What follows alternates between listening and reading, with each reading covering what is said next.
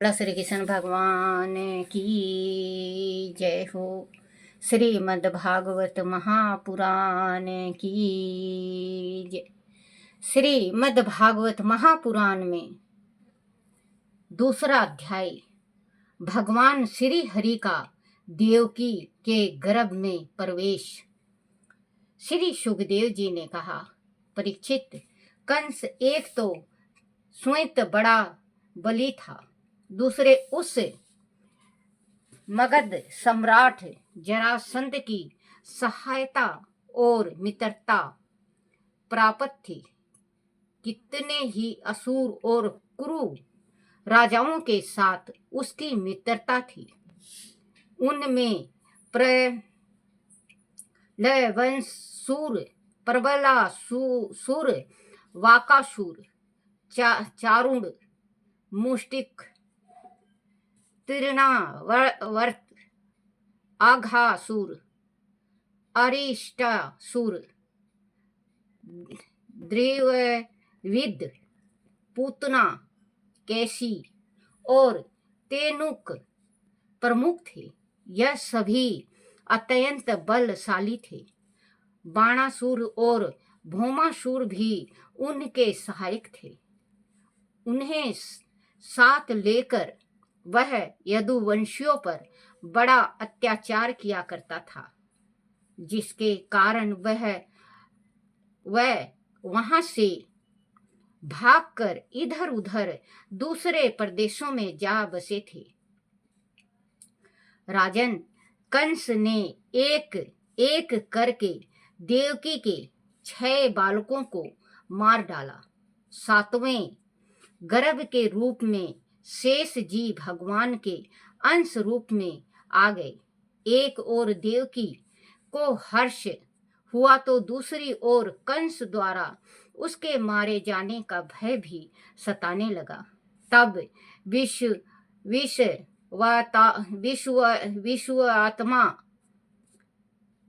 भगवान ने अपनी योग माया से कहा, देवी कल्याणी, तुम्हारे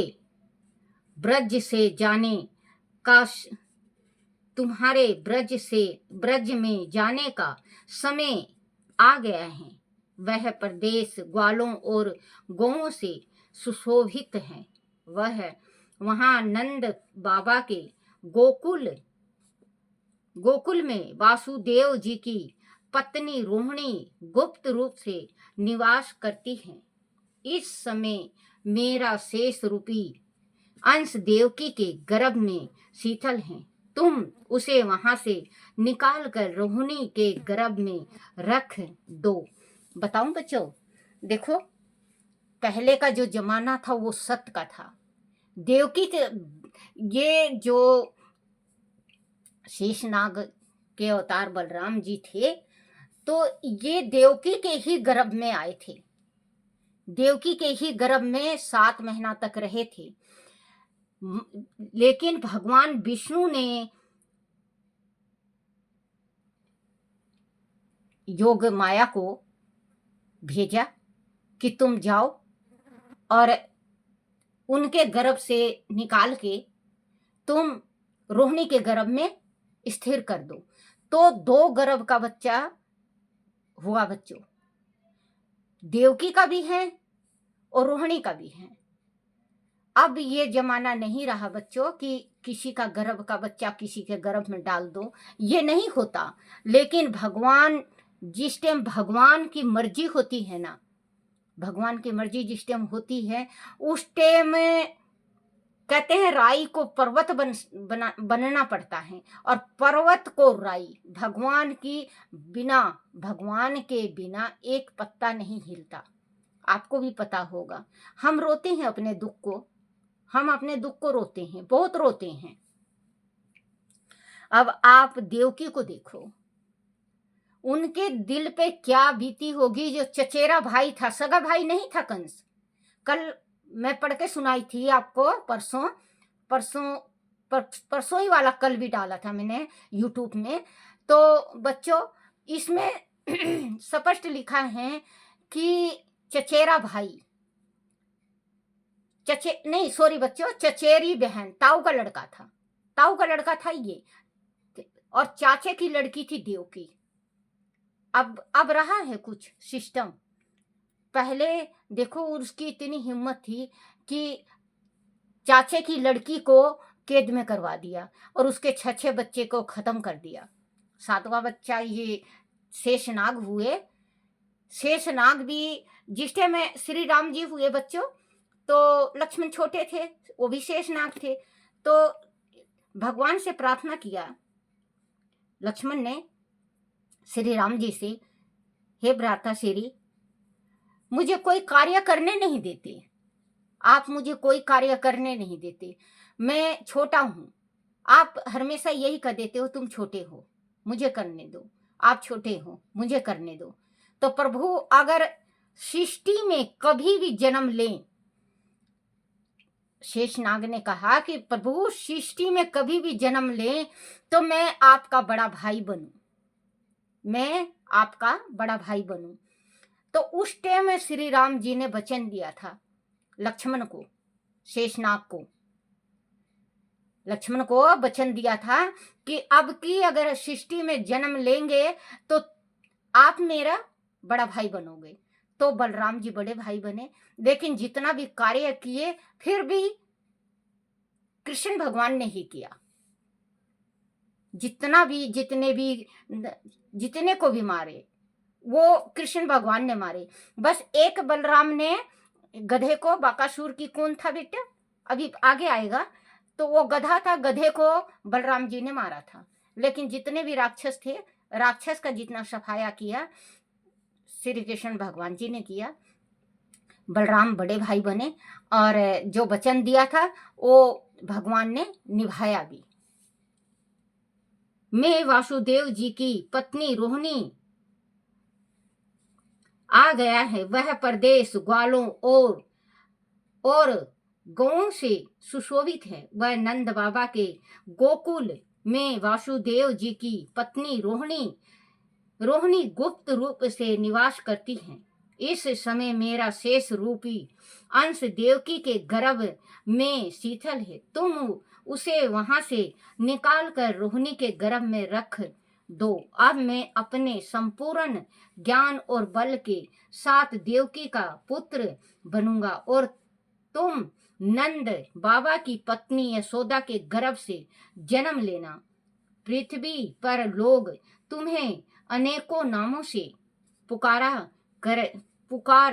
कर तुम्हारी भक्ति करेंगे, तुम्हें 9 दुर्गा का रूप देंगे। 9 दुर्गा का रूप जो 7वां पुत्री थी, इसकी 7वीं पुत्री इसके यशोदा के गर्भ से हुई थी, जिस टाइम 8वां, हाँ 7वां, हाँ 8वीं, सॉरी बच्चों, 8वीं जिस टाइम कृष्ण भगवान जन्म ले लिए थे और नंद बाबा जाके वहां रखे थे। और नहीं, नंद बाबा नहीं, ये अभी भूल गए बेटा, ये गोकुल में रख के आए तो कन्या ले आए तो वैसे ही उनको सबको नींद आ गया और ये रखे आए, और आने के बाद फिर वैसे ही बंद गए, बेड़ियां पड़ गई।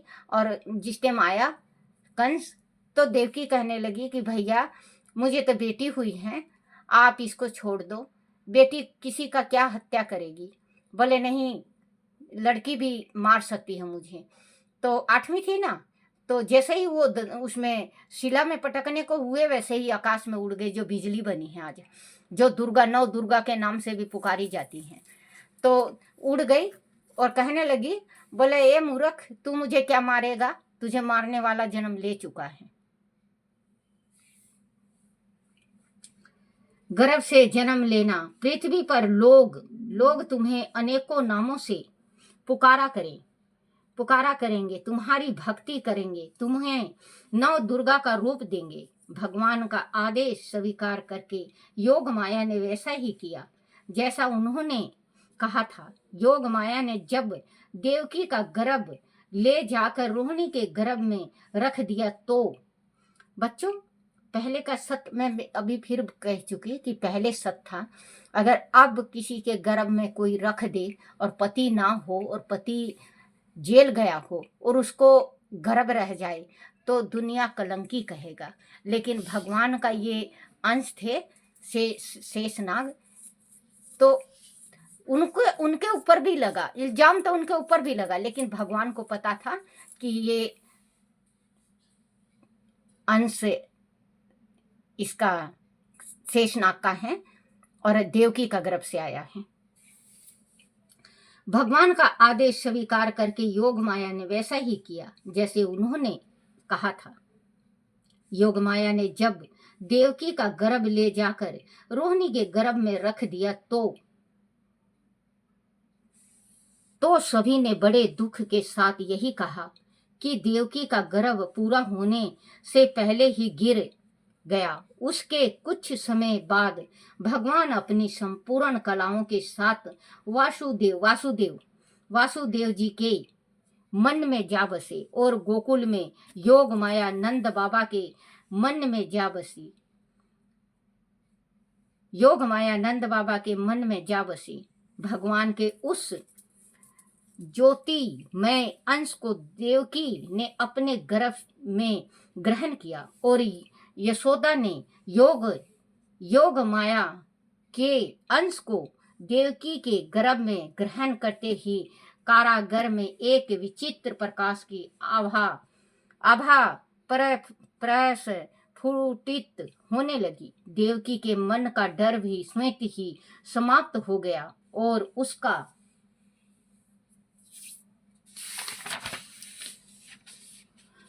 मन परमात्मा की आराधना में लगा रहने लगा। उसके मुख पर पवित्र मुस्कान रहने लगी। कंस को लगा कि इस बार देवकी ने जो गर्भ ग्रहण किया है उसमें निश्चित रूप से उसके शत्रु विष्णु का अंश है। उसने विचार किया कि गर्भवती बहन की हत्या करना कदापि उचित नहीं होगा। इससे उसे भारी कलंक लगेगा, लोग उसकी निंदा करेंगे और वह घोर नरक में जाएगा। इसीलिए वह भगवान के प्रति ढूढ़ वैसे भाव को मन में रख कर उसके जन्म की प्रतीक्षा करने लगा। वह उठते बैठते, खाते पीते, सोते जागते, चलते फिरते अर्थात सदैव ही श्री कृष्ण के चिंतन में ही लगा रहने लगा। बंदी गृह में उसने पहरा और भी कड़ा कर दिया। पल पल की वह सूचना लेता रहा। परीक्षित, उसी दौरान भगवान शंकर और ब्रह्मा जी सूक्ष्म रूप में बंदी गृह में आए। श्री नारद जी उनके साथ थे। वह सभी सुमय तुष वचनों से श्री हरि की स्तुति करने लगे। हे प्रभु, आप सत्य संकल्प हैं, सत्य ही आपका रूप है और सत्य ही श्रेष्ठ कारण है। सृष्टि के पूर्ण और प्रलय के बाद आप ही शीतल रहते हैं। संसार की स्थिति असत्य होते हुए भी आपकी स्थिति के कारण शीतल के कारण सत्य प्रतीत होती है। पंच महाभूतों के दुष्यमान सत्यों के कारण आप ही हैं। आप सभी जीवों में दृष्टा रूप से विराजमान रहते हैं। आप जगत का कल्याण करने वाले हैं। इसीलिए इस दृश्यमान जगत के आप परमार्थ स्वरूप हैं। आप समदर्शी हैं। प्रभु, हम आपकी शरण में आए हैं। इस संसार रूपी वृक्ष के दो ही पक्षी हैं, एक जीव और दूसरे आप स्वयं परमात्मा। इस वृक्ष की उत्पत्ति के आधार भी आप ही हैं। आप ही इसमें शीतल रहते हैं और आप ही इसे नष्ट कर देते हैं। आपकी माया से अनंत होने के कारण ही मनुष्य इस सत्य को नहीं जान पाता। वह अनेक रूपों में आपकी कल्पना करता रहता है। आप ज्ञान स्वरूप आत्मा हैं। इस प्रचार जगत के कल्याण के लिए आप अनेक रूपों में अवतार लेते हैं। संत पुरुषों को आपके यह रूप अत्यंत सुख देने वाले हैं।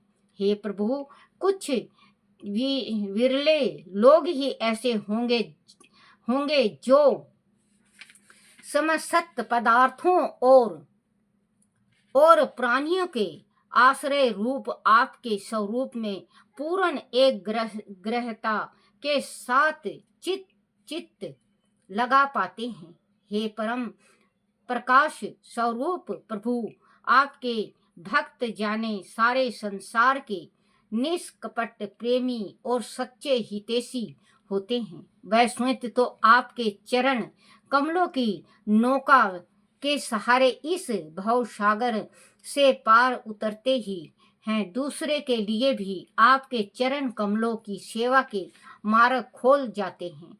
सत्य पुरुष पर सदैव आपकी कृपा रहती है। जो लोग आपको अपना शत्रु समझते हैं, ऐसे दुष्ट लोग का विनाश करने के लिए ही आप जन्म लेते हैं। ऐसे लोग जो आपकी चरण वंदना नहीं करते, ऊंचे पदों पर पहुंचने के उपरांत भी नीचे गिर जाते हैं, परंतु जो आपके चरण कमलों में प्रेम भाव रखते हैं, वह सत्य मार्ग से कभी नहीं गिरते। उनकी रक्षा आप स्वयं करते हैं, इसीलिए वह सदैव निर्भय रहते हैं। हे प्रभु, आप सब प्राणियों के विधाता हैं। इस जगत में दिखाने वाले तीनों गुण सत्य, राज और तम आपके द्वारा ही प्रकाशित होते हैं। आपके सत्य स्वरूप का साक्षात्कार वही कर पाता है जिसके हृदय में विशुद्ध सत्य विद्यमान रहता है, जिस पर आपकी कृपा होती है। आपके भक्तगण उपासना आदि क्रियाओं के द्वारा हर पल हर घड़ी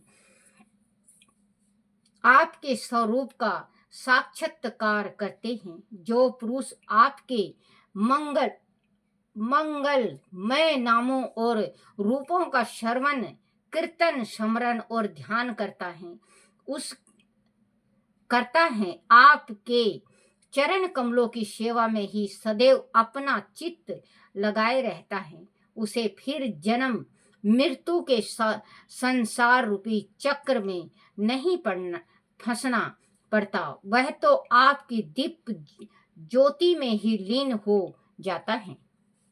हे सर्वेश्वर, आप सभी कष्टों को हरने वाले हैं। आपके अवतार लेने से ही इस धरती से दुष्टों का विनाश होगा और धरती का भार हल्का होगा। आपने अनेक बार अवतार लेकर पृथ्वी का भार हल्का किया है। इस बार भी आप पृथ्वी का भार हरण करेंगे। हे यदु नंदन, हम आपके चरणों की वंदना करते हैं।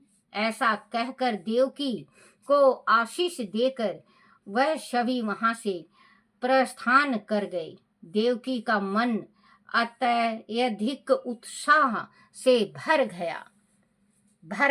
बोलो श्री कृष्ण भगवान की जय हो। श्री कृष्ण गोविंद हरे मुरारी, हे नाथ नारायण वासुदेवाय, हे नाथ नारायण वासुदेवाय, हे नाथ नारायण वासुदेवाय। श्री कृष्ण गोविंद हरे मुरारी, हे नाथ नारायण वासुदेवाय, हे नाथ नारायण वासुदेवाय, हे नाथ नारायण वासुदेवाय। आरती श्री भागवत भगवान की है आरती। पापियों के पाप को है तारती। आरती श्री भागवत भगवान की है आरती। पापियों के पाप को है तारती। बोलो श्री कृष्ण भगवान की जय हो। अपने अपने माता पिता की जय हो।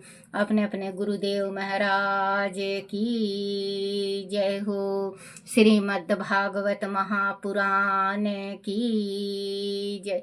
छोटे से लड्डू गोपाल की जय हो। हे मेरे कान्हा, हे मेरे गिरधारी, हे मेरे लड्डू, मेरे से कोई भूल हो जाए, कोई गलती रह जाए, कोई टूटी रह जाए, मुझे क्षमा करना, क्षमा करना, क्षमा करना। बोलो श्री कृष्ण भगवान की जय हो।